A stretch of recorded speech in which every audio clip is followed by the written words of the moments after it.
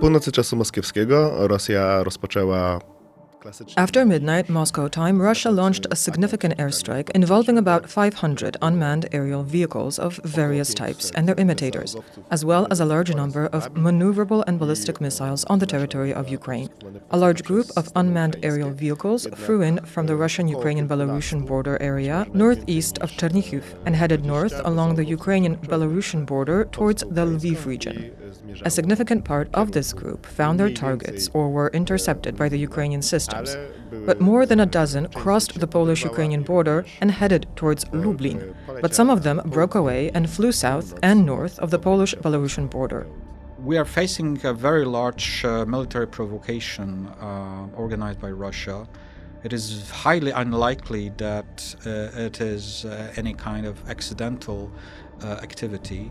We have a large swarm of drones incoming into Poland's airspace, and it's not the only happening in the recent months. So we can clearly see an escalatory pattern in this behavior. What are the goals of the Russian action? Well, beyond the immediate testing of reaction of Poland and the allies, Russians would like to incite feeling of unease among the population, undermine trust towards the government, towards the military, to persuade that both Poland and other NATO countries bordering Ukraine are unable to handle threats incoming from that direction. It is intended to create discussion, divisions, to incite internal disagreements within countries of the West bordering both Russia and Ukraine, and fuel those moods who suggest we should stop Ukraine war, whatever it takes, at almost any cost, and in that respect, particularly by accepting the Russian terms, which are de facto terms of Ukraine's surrender. So the idea is to present our support, Western support for Ukraine, as ineffective, as leading not only to continuing the bloodshed, but also to raising the stakes in this conflict and increasing political and security risks, not only for Ukraine, but also for those countries who support Kyiv, especially the countries on the NATO eastern flank, but also other leading European countries. They are also meant to incite transatlantic division. Russians clearly see that the administration of President Trump is not much inclined to exert major pressure on Russia, wants to stop the bloodshed as soon as possible, while the Europeans are more inclined to expand the support, including the military support, for Ukraine to improve the negotiation positions of Kyiv. So the Russians understand that by organizing certain provocations, they may try to play among the divisions, among the various divisions of opinions, not only within Europe, not only within the countries mentioned, but also in transatlantic relations between the US and the European allies. They hope that such actions will incite the resistance towards the continuity of support for Ukraine, for more defense spendings, and would support those who are so-called peace camps, so those who believe that we have to negotiate with Russia, we have to accept certain Russian demands, because there's no other way to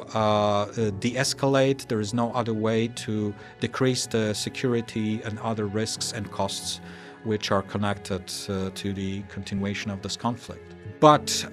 it is worth to observe that, contradictory to some beliefs,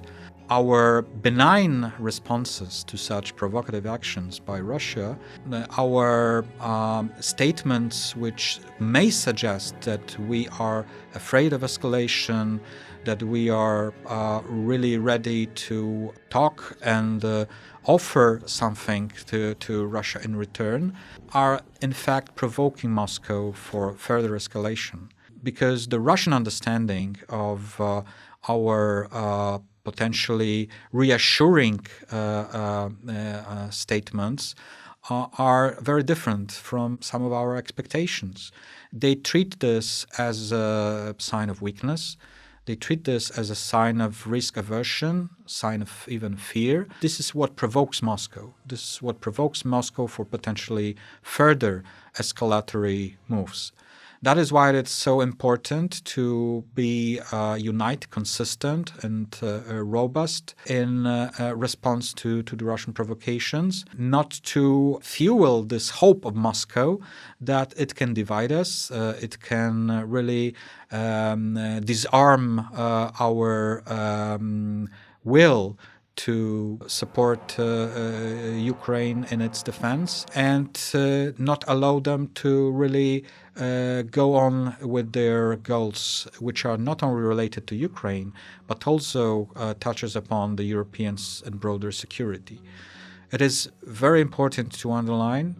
this war is not only against Ukraine. That this war is a part of larger Russian war against the West, which is meant not only to weaken Ukraine and to crush Ukraine's resistance, leading to de facto disarmament, loss of sovereignty, and re-establishment of the Russian de facto strategic control over the country, but they are meant to dismantle the current European security architecture, to weaken and possibly even to destroy NATO alliance, by also undermining belief that NATO guarantees Article 5 are really valid, that NATO is able really to defend its own populations, its own member states, vis-a-vis potential threats, and that their only way is to negotiate and accept the Russian terms. These terms, which, if accepted, would lead to destruction of the current security order in Europe, also deeply wounding and weakening the transatlantic link. So it is very important not to follow the path of the Russian policies and goals, but try to disrupt this kind of aggressive actions.